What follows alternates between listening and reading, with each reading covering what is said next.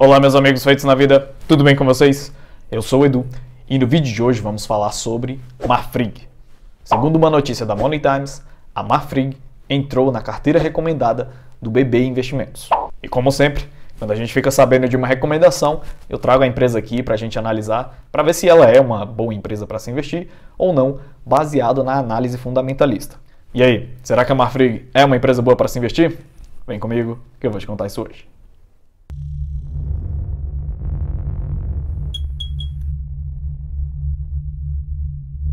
Antes, se você é novo por aqui, já se inscreve aí para não perder nenhum vídeo que a gente postar por aqui. Se já é um feito na vida, deixa seu like aí para ajudar a gente a levar o vídeo para mais pessoas. Vamos lá, feitos na vida! A Marfrig é uma empresa do ramo de alimentos, sendo a segunda maior produtora de carne bovina no mundo, ficando atrás apenas da JBS. Então, como a gente sempre faz aqui, vamos lá para a tela do PC, analisar a empresa primeiro e depois a gente volta e troca uma ideia. Então, pessoal, vamos lá analisar a empresa aqui. Vamos começar aqui pelo PL, né? O PL dela tá 6,58. Esse PL aqui tá perfeito. Só que tem uma informação que eu quero passar para vocês daqui a pouco, que não vai fazer sentido esse PL aqui, apesar de ele estar perfeito, tá? Tem outro indicador dela aí que é muito importante para justificar esse PL aqui, e eu vou passar para vocês aí daqui a pouco. Mas o PL tá muito bom, PL excelente, tá? O que eu considero excelente é entre 5 e 10, né? Até 30 ali é razoável e até 50 tá aceitável, no máximo, tá? 50, acima de 50 já tá muito alto, já não compensa muito, tá? Na questão de valorização, mas o PL aqui tá muito bom. O PVP dela tá muito ruim, tá? Esse PVP aqui tá horrível, a ação tá 28 vezes acima do preço comparado ao seu valor patrimonial. Eu vou explicar para vocês o porquê disso, mas o grande motivo disso aqui tá tão ruim é que o valor de cotação dela aqui, se você ver, ó, o máximo de 52 semanas, né? O topo histórico dela é 15,36 desde o IPO. E a cotação dela atual é 14,65. Olha só como tá perto do topo histórico, tá vendo? Se você analisar o gráfico dela aqui, ó, se você colocar em 5 anos, né, um período máximo aqui, você vai ver que ela nunca valeu mais do que 15,16 e o valor de cotação dela tá 14,65, ou seja, se você comprar aqui, você está comprando quase que num topo histórico, né? Você está comprando quase que na máxima histórica. Para quem entende um pouco aí de análise gráfica, dá para ver que ela tá numa tendência de alta, né, aqui, mas tem corrigido, mas querendo ou não, esse aqui é um topo histórico, tá? Então, assim, se fizer uma análise gráfica aqui, ver se essa tendência de alta até onde ela pode chegar aqui, né? Não é o objetivo aqui do vídeo, mas ver até onde pode chegar isso aqui, pode ser que demonstre, né, até onde a empresa pode ir. Mas analisando fundamentos da empresa, é terrível, tá? Comprar a ação perto do topo histórico como tá aqui. Então é por isso que esse PVP aqui tá muito ruim, né? E também porque o valor patrimonial dela tá muito baixo, mas eu vou mostrar para vocês daqui a pouco. A dívida líquida EBITDA tá 2,25, esse indicador aqui até 3 tá bom, tá? Só que a dívida dela, se você pegar o outro indicador aqui, ó, essa dívida dividida pelo PL, que é o patrimônio líquido, tá bem alta, tá? Eu vou mostrar para vocês aqui como a dívida dela é alta e muito em função desse indicador aqui. A margem líquida dela é muito baixa e nos últimos 10 anos ela teve prejuízo em 7. Então ela adquiriu um prejuízo e uma dívida muito grande nesses 9 últimos anos aí. Ela só teve lucro nos 2 últimos e agora veio a pandemia, acabou prejudicando, né, mais ainda a empresa. Então assim que ela estava começando a andar para frente de novo, veio a pandemia e prejudicou ela demais.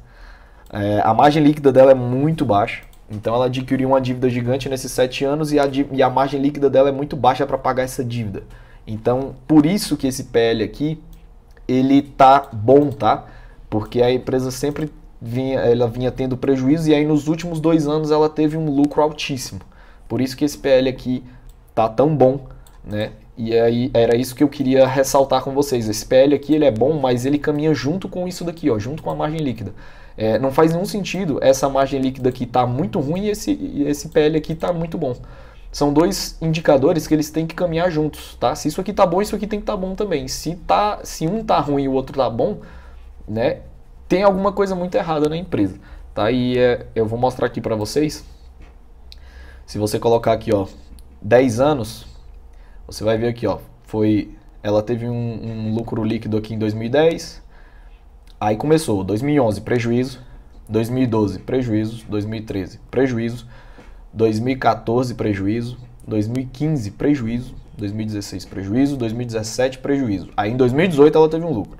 Ela reverteu um prejuízo de 440 milhões e foi para um lucro de 2 bilhões, né? Então ela conseguiu dar uma volta por cima aqui gigante, né, nesse período. E aí o lucro foi menor, né, em 2019, mas foi lucro, né? Ela não tomou prejuízo. E agora veio a pandemia, provavelmente esse ano ela deve reportar prejuízo de novo. Mas veja só como a empresa ela teve lucro aqui em 2010, o último ano que ela apresentou lucro foi 2010, teve 7 anos de prejuízo e depois ela foi ter lucro de novo só em 2018. Isso aqui fez com que a empresa adquirisse muita dívida, tá? Para uma margem líquida tão pequena, é muito perigoso isso. Se você vier analisar aqui, ó, o patrimônio líquido dela tá positivo, mas tá no limite aqui. Ela está com 367 milhões de patrimônio líquido, né? Se você for comparar aqui com 36 bilhões de ativos, isso aqui é nada, né? 360 milhões é muito dinheiro, mas para nós, né, meros mortais. Para uma empresa desse tamanho, é nada, tá? 360 milhões não faz nem cócegas na empresa. Se você pegar o valor dos ativos dela aqui, ó, isso aqui nem se compara com isso aqui. É muito baixo mesmo, tá?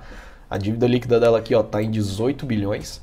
Ela tem 8 de disponibilidade em caixa, né? E a dívida bruta ela abate o que ela tem em caixa e dá a dívida líquida dela aqui. Então, assim, ela tem 18 bilhões de dívidas, com a margem líquida que ela tem de 2,67%, ela vai ter que reportar o melhor ano dela nesses últimos 10 anos, sem gastar nada, para poder pagar essa dívida aqui. Então, para ela se livrar dessa dívida de 18 bilhões, ela vai ter que reportar 2 bilhões de lucro líquido todo ano, pelos próximos 9 anos, sem gastar nada, só abatendo dessa dívida aqui para poder zerar isso aqui. Isso, assim, tem que ser o melhor ano dela de novo, né? O melhor ano dela nos últimos 10 anos, sem gastar com nada, só pagando a dívida para poder abater isso aqui. Então, é muito perigoso, tá? É uma empresa que tem uma dívida tão alta assim para o longo prazo, porque o patrimônio líquido dela aqui está no limite já. Então, assim, se ela reportar mais um prejuízo, isso aqui vai para o negativo, tá? Não tem nem conversa. Se ela reportar mais um prejuízo grande aqui, qualquer um dos outros prejuízos que ela reportou em qualquer um desses anos aqui, ó, o patrimônio líquido dela aqui vai para negativo. Tá? Se ela tiver qualquer um desses prejuízos que ela teve nesses anos aqui, em anos normais, tá? Ou seja, em 2020, com toda essa crise do Covid, é muito provável que ela reporte mais um prejuízo e muito provável que seja um prejuízo grande, tá? Ativos e passivos não tem muito o que falar, tá? Vem sempre se mantendo, né? Como a empresa começou a adquirir muitas dívidas, então só em 2019 aqui, quando ela começou a ter lucro, que começou a dar uma recuperada, mas não foi nada tão significativo, tá? Basicamente ela saiu de 8 bilhões de passivo circulante e foi para 10, e 13 bilhões de passivo não circulante foi para 19. Pode ser algo significativo, mas os ativos cresceram na mesma proporção, né? Então, se os ativos estão crescendo junto com os passivos, tá ok. O que não pode é isso aqui disparar e isso aqui ficar estático. Então, é isso aí, Feitos na Vida. Essa aqui é a análise da empresa. Vamos lá, Feitos na Vida. A Marfrig é uma empresa que teve prejuízo em 7 dos últimos 10 anos. E nesse período, ela acumulou uma dívida de 19 bilhões de reais, que é maior do que a dívida da Oi, por exemplo. Eu raramente acompanho o passado das empresas na análise fundamentalista, porque muita coisa muda e tem muitas variáveis que podem alterar o resultado final, quando na verdade a empresa pode chegar muito mais longe. Mas a dívida dela é tão alta, para uma margem líquida tão pequena, que até mesmo os bons indicadores dela, como o PL, não estava batendo com a margem. E não estava fazendo sentido a empresa ter uma margem líquida tão ruim e ter o PL tão bom, já que são dois indicadores que caminham juntos. Então eu tive que ir atrás de outros sites de fundamentos, né, de indicadores, de empresas, de análise fundamentalista, e os indicadores estão certos, tá? Eu pensei que a Status Invest tinha cometido algum erro ali na hora de calcular o PL ou na hora de calcular a margem, Mas não, os indicadores estão certos. O grande problema dela é que ela teve prejuízo, né? Nos últimos 9 anos aí ela teve 7 prejuízos, né? E ela só teve lucro nesses últimos 2, que foi 2018 e 2019. E nesses 2 últimos anos ela conseguiu sair de um prejuízo e ir para um lucro. Porém, para ela se manter, né, e pagar essa dívida, ela vai precisar de pelo menos 10 anos, ganhando o que ela ganhou em 2018, que foi 2 bilhões de reais, para poder pagar essa dívida. Isso em 10 anos, sem contrair dívida nenhuma. Então, assim, ela é uma gigante do ramo alimentício, mas você precisa saber que se você comprar essa ação agora, você vai estar comprando num topo histórico. Então, assim, eu particularmente não invisto no segmento de carnes, porque ao meu ver é um mercado que depende de muitas coisas para dar certo, tem muitas variáveis que para o longo prazo pode fazer uma grande diferença. Então eu, Edu, não acho que vale a pena investir na empresa agora, tá? Mas isso é a minha opinião e o que eu faço com meus investimentos e o meu dinheiro.